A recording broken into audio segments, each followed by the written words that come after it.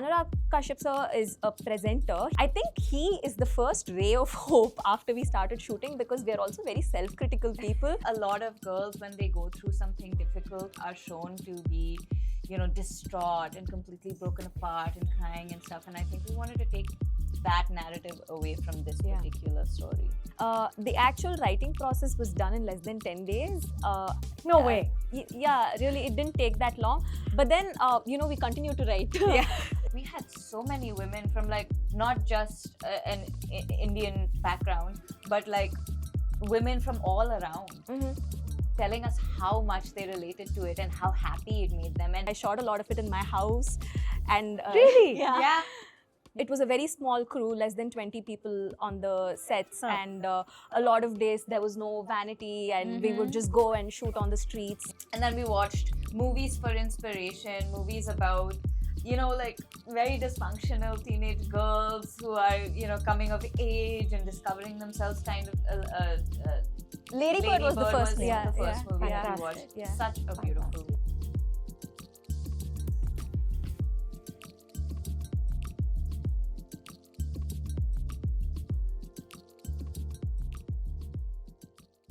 Varsha and Anjali, welcome to the Hollywood Reporter India. Firstly, congratulations on Bad Girl. Thank you. Thank you so much. I enjoyed it so much. It is fresh, it is funny, it is moving. And I love that Rama, the protagonist, is so messed up. That she's flawed and she's fumbling and she's relatable. I want to start, of course, with that cheeky title. Varsha, I know you had other choices. What made you go for Bad Girl? It was actually Bad Girl to begin with, and I always wanted it to be Bad Girl. But after a certain point, while we started shooting, a lot of people raised concerns because, the cheeky reasons didn't really sit well by them. So they thought we considered other options in Tamil also. But I thought this was the most fitting title. It is. Yeah. It's a lovely title. Also because she's not. Yeah. Besides, who's a bad girl anyway? Exactly. And who's to say who's a bad girl? It has a lot of sort of layers, right? I want to talk, Varsha, to begin with, a little bit about the way you wrote this and the detailing of this protagonist. We follow her life from high school to 33. She's in almost every frame, right? Yeah. I would say in every frame. Basically. And it's the detailing that really kind of worked for me, right? Like that guy walks into the classroom in the school section, which is just fantastic. And he says Rama, and 3 Ramayas stand up. Yeah. Right? And it's funny, but it also underlines that it's everyone's story. Yeah. Yes. Right? Tell me about this writing process. How long did it take? Where did these moments come from? I know you said that a lot of it is you and all your friends. Yeah. No, it's a pretty universal story, and I had this idea around COVID lockdown, and I had pitched it to an OTT platform at that time. The actual writing process was done in less than 10 days. No way. Yeah, really, it didn't take that long. But then, we continued to write. Yeah. As recent as 10 days back, we had a little patch shoot. So we kept writing along the way while we were When editing. you say we, is this we? No. She is the creative genius here. No, I am the but- vessel. No, but why having someone like Anjali and Shantipriya ma'am was super helpful for me is because I could always just brainstorm, and there are a lot of things on paper that worked perfectly well for me. But then right before shoot, I'd be like, hey, are you sure we should do this or should we do that? And they were sounding boards along the process for me.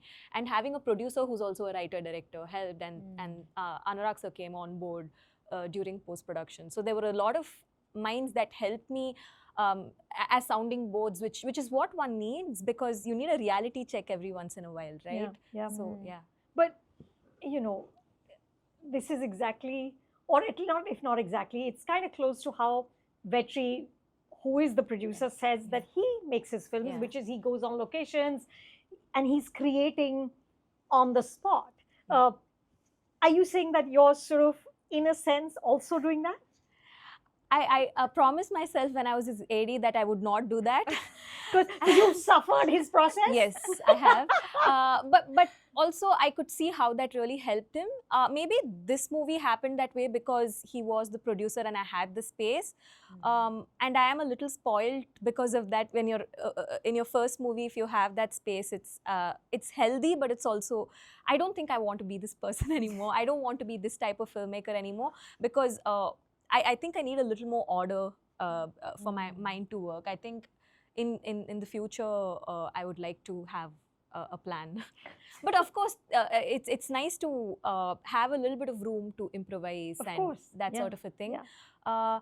But I would say this process was very similar to how he works. Yeah, he works. Yeah. And he didn't have a problem with it. No, he didn't actually. He was the same person as a producer as he is a director. As a director. Yeah, how lovely. That's wonderful. Yeah, yeah. So I want the two of you to tell me about creating Rama, right? Anjali, you've been a Sabyasachi model, right?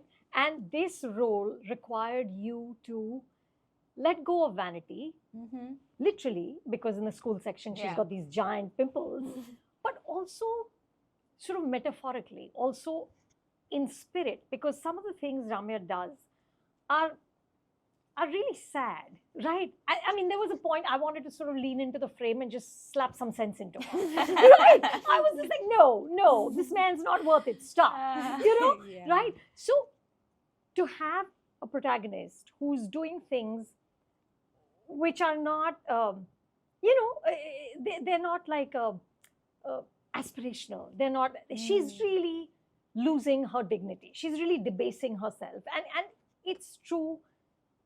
And that is what makes it relatable. But that's also a very tricky line, right? Because we don't see it in the movies. We don't see women in this way, right? What are the conversations the two of you had about, okay, we can have her do this, but iske baad, I don't know, will we alienate the audience? Did you have those chats? Actually, we did. We did have those chats a lot. Yeah. But it was also, I don't know, it was just such a fun experiment to see how far we could push it. And I don't remember specifically about where we wanted her to smile and how we didn't want her to smile a lot. And there was also the debate about, is she going to cry a lot or is she not going to? Yeah. Because there was like some kind of power to be taken back, where you withhold tears for a long period of that life that she's living. And I don't know, because I feel like a lot of girls, when they go through something difficult, are shown to be, distraught and completely broken apart and crying and stuff. And I think we wanted to take that narrative away from this particular story. So there was a conversation on how much she smiles and how much she cries. Yeah, like she doesn't cry over men. You don't see her. You see her feeling a little desperate at times and like craving. Yeah, there's like that internal conflict, but we don't want her whole life to like break apart because of it. Yeah. Yeah. And I think we had a lot of conversations also. A lot of people who initially saw the film also said she doesn't smile a lot. So are you sure it's a happy ending? Because but it was to us. It is a happy ending. It was a happy ending. Yeah. Yes. But the jury is slightly divided on this because I've had a lot of people tell me that it's super uplifting, but I've had equal number of men, especially older men, tell me it doesn't feel like she's won. Yeah. So. But how interesting. When we did do the festival run, especially, we had so many women from like not just an Indian background, but like women from all around. Telling us how much they related to it and how happy it made them. And there were very like loud moments of laughter during This is the in movie. Rotterdam, where you premiered. And what a and you won the NETPAC Award. Congratulations. Thank you. How wonderful. Tell me about, did you in this conversation ever reach a point where like you shot something or thought about something and then said, no, that might be too far? I think we did do that.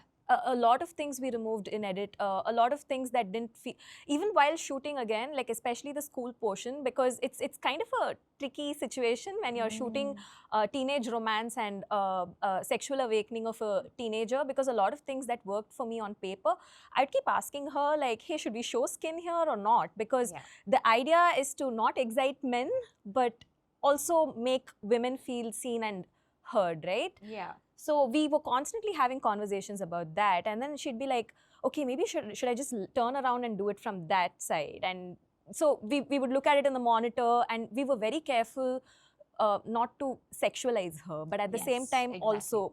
So conversations around this constantly kept happening, and there were a few scenes that we chose to treat very differently in edit, because it worked on paper and it worked while we were shooting, but then later she just looked like, I was okay with her looking like a loser, because I think everybody deserves to feel like, and we all do.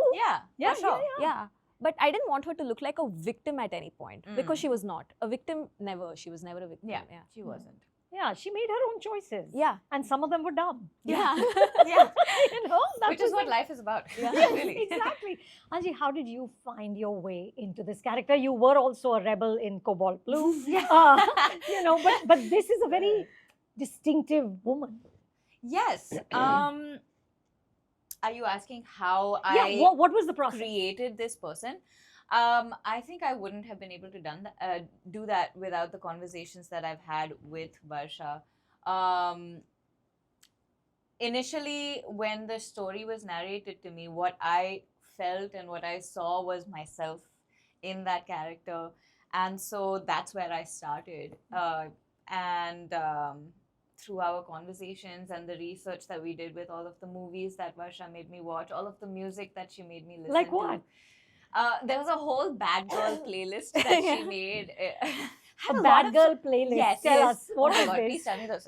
You name the songs, because I cannot remember. No, the names. those are not very popular songs, but just stuff for her to get into the mood. Basically, just like her life has always felt like a bit of a daydream, and I think this music set that, the score to that daydream.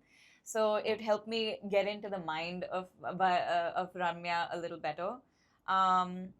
And then we watched movies for inspiration, movies about, like very dysfunctional teenage girls who are, coming of age and discovering themselves, kind of.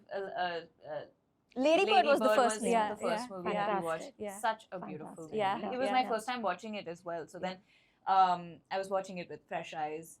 And she had already watched a lot of the chick flicks that I wanted her to watch anyway. She's a fan of the genre. So I am. I'm a huge fan of the genre, not going to lie. But yeah, that was how I was kind of able to start, putting the puzzle pieces together and figuring out where I want this character to go.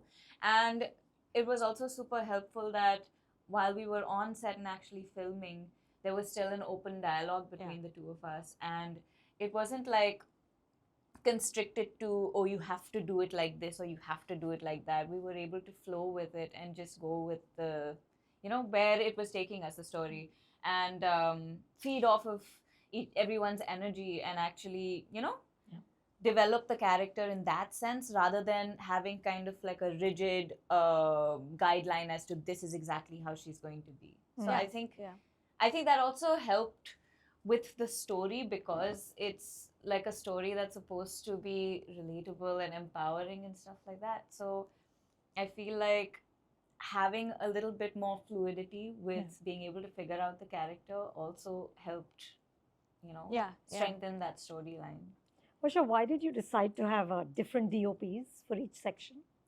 I think for visual variety, but a lot of people have told me it looked like the same person shot all three portions, because there's a lot of narrative coherence, which I think is a great thing. It's a great thing. Yes, that's a compliment. Yeah. But I think each cinematographer comes with their own little niche of something they're really good at, right? So I think I just wanted a very specific treatment for each of the portions, and that was the reason. And all three DOPs were just so amazing to work with. But I think when I worked with Preeta Jayaraman, who shot the 30s, I felt like I'd found my soulmate. As much as I love working with Jaggi and Prince, and we'd be working a lot together. With Preeta, it was just like we were just two bodies, one mind. She would always know what I wanted, like she's just very intuitive, and her internal rhythm is very similar to mine. So it was a pleasure working with her. And also we had exhausted a lot of our budgets when we did school and college, and we shot a few extra days. So 30s had to be done slightly more. 30s was the lowest budget part. Yeah, but a lot of days, a lot of shooting days. Yeah. But also like more small setups. Like I shot a lot of it in my house, and really, Yeah. You just brought the unit home and yeah. And what did your parents say? No, it's my. I don't live with you my live. parents. So you live okay. So it's your place, and you said let's shoot. Yeah, and Best. yeah, it was a very small crew, less than 20 people on the sets, and a lot of days there was no vanity, and we would just go and shoot on the streets. Yeah, it was very guerrilla. Yeah, because I also wanted to, in the 30s, it was a lot about the relationship of a girl with a city, but I didn't really manage to capture everything that was on paper, because it's very challenging these days to shoot in the city. A, because there's metro constructions everywhere, so frames don't really work, and B, you don't really get shooting I mean, I don't know, I was very delusional when I wrote the script. 30s was about a girl's relationship with the space, or absence of. Yeah.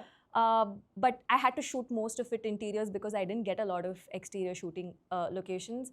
Wherever we did manage to shoot was slightly guerrilla style. She'd just have to get ready, just go sit in the bus stop and like hide the camera somewhere, and it was a lot of fun. It was a lot of fun, yeah. And having Preeta is amazing, because we don't have time. Can we go without lights? Okay, she'd turn on tube lights and shoot. Like, who does that? Which DOP does that? But she has a lot of great. Yeah, she's game for anything. That's because fab. Sometimes my philosophy is that you need the shot. Sometimes you don't need every frame to look like a painting.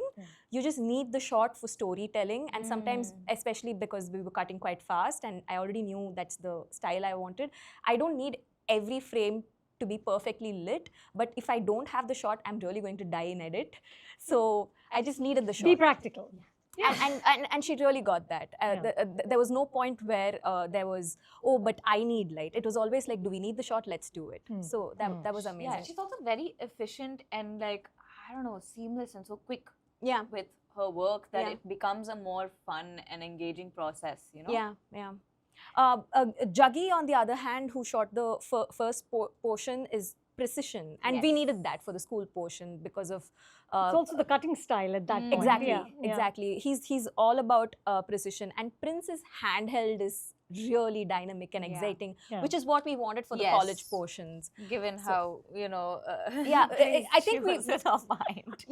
We wanted each person, like Ramya's state of mind, to be reflected in the visuals, and that's why this happened. Tell me about the two producers, right? Anurag and Vetri.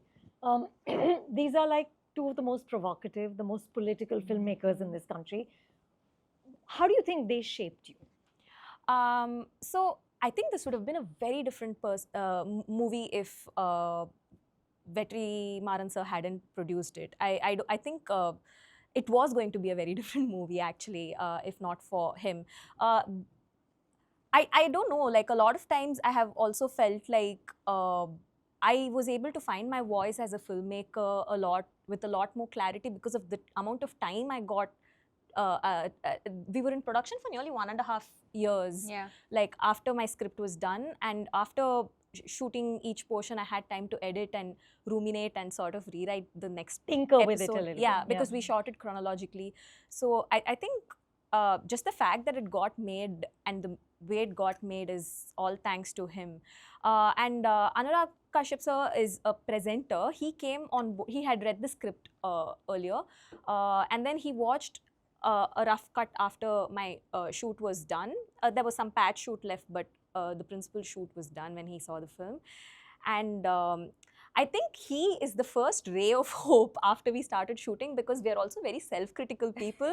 So we were always like, we should have gotten that right, we didn't get this right, and we were just a little low on confidence. My editor Radha and I, we would always complain about how something is not working or the other thing is not working. And Vetrimaaran sir is also a pretty critical person. He's not someone who'd say you've got these things right. He would only talk about the things that were not working.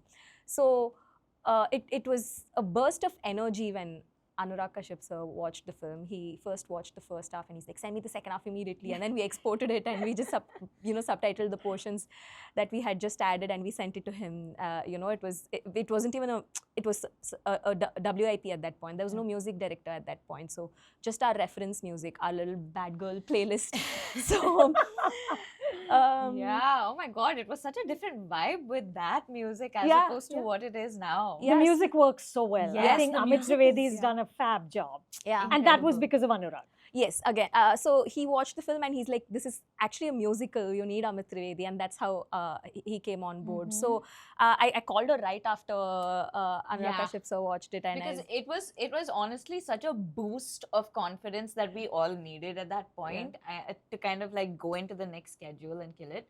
Because I think all of us in our minds were just like, okay, I feel like the shoot is going well, but I have no idea, well, at least I had no idea what it was looking like, what the outcome was going to be like, what the edit was going to be like. I had no idea what to picture. And I think after that phone call, everything kind of changed and the whole energy of our shoot.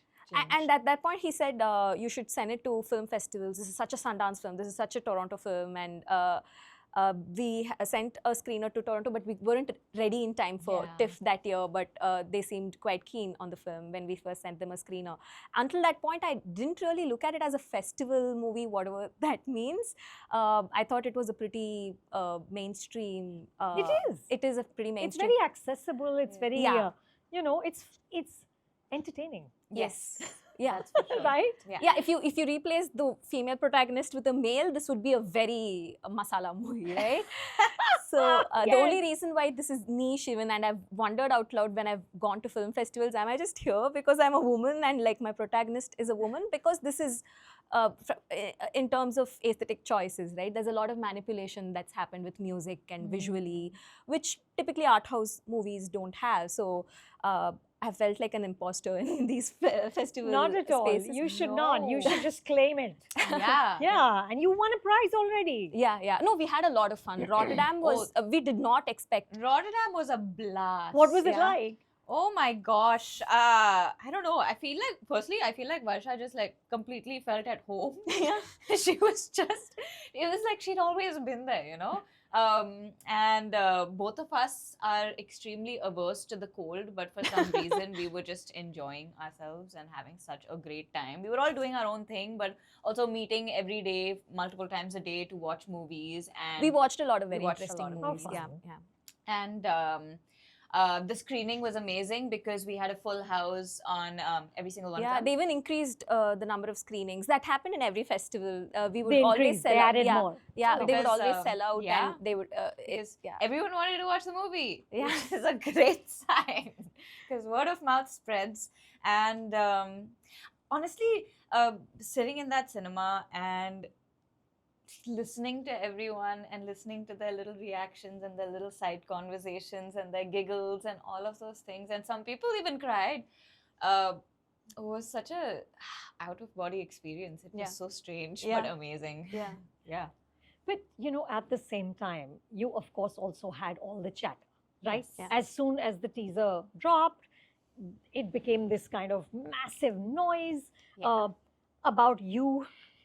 And I find it just amusing, like misguiding women into, I'm assuming, being bad girls or sort of representing a certain community in a certain light.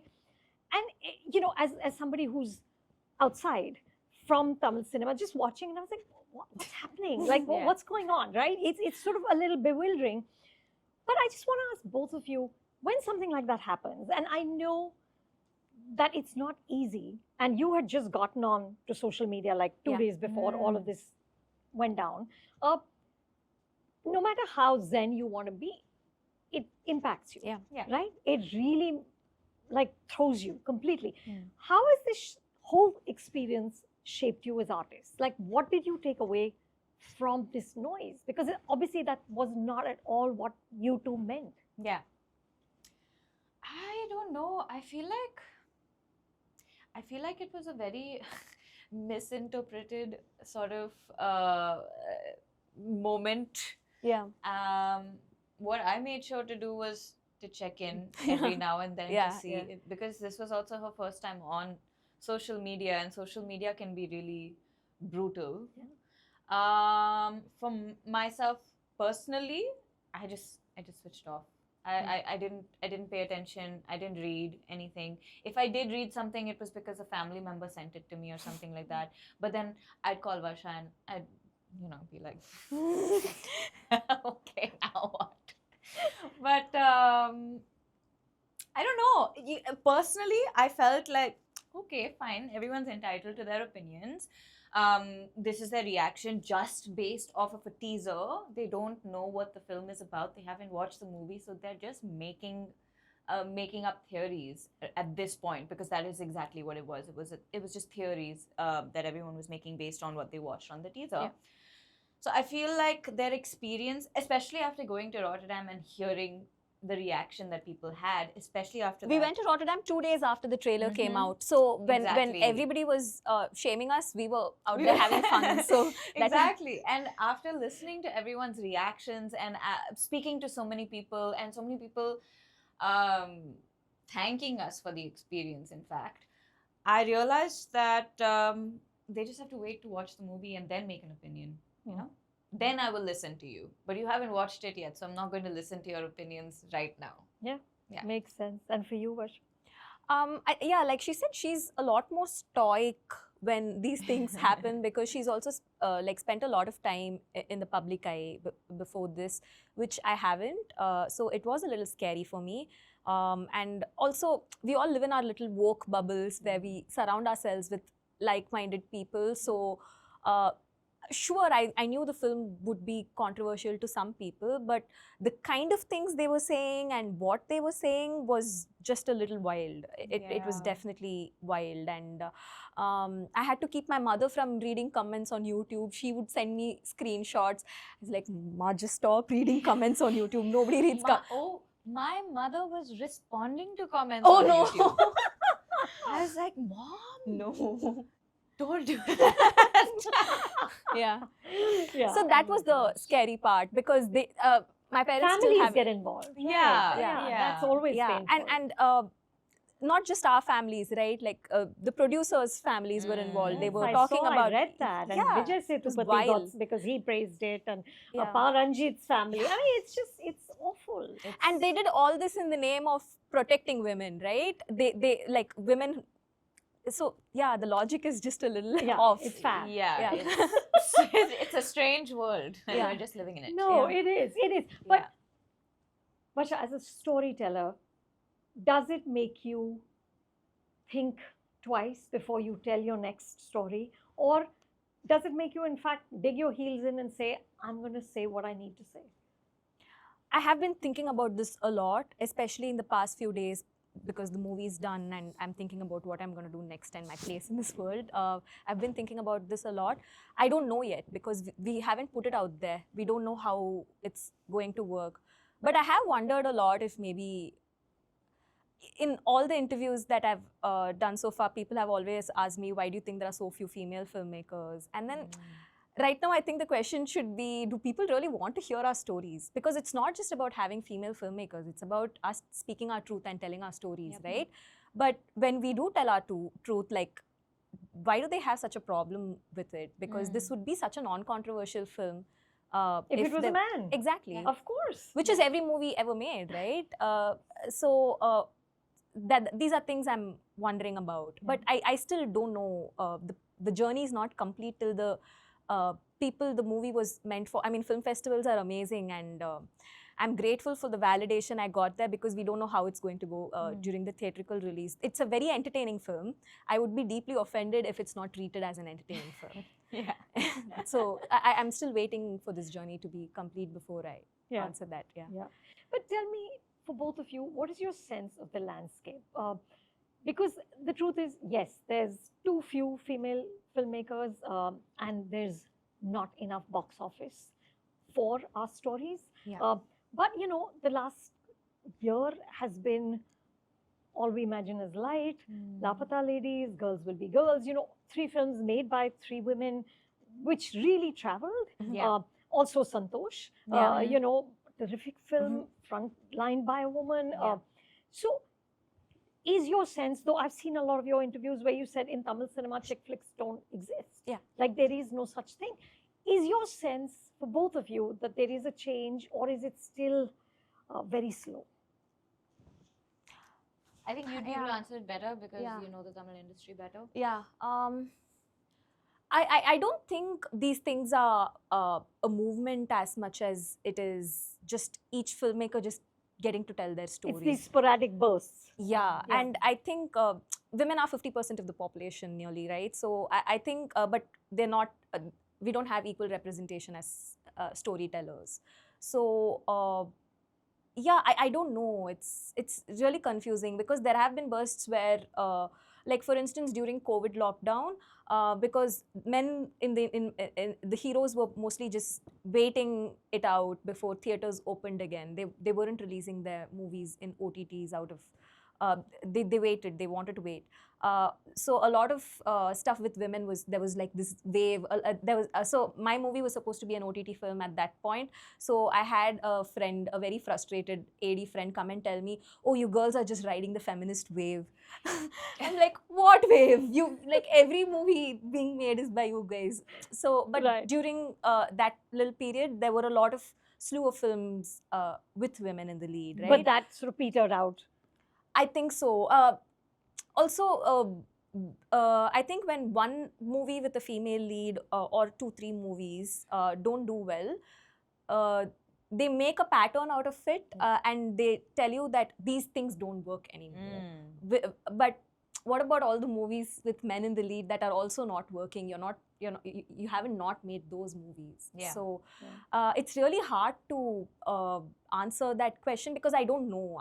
But I just hope that each film is seen for its own individual merits and demerits, and if people vibe with it, they should be able to watch it. But this whole marketing machinery and how capitalistic this thing is makes it a little hard.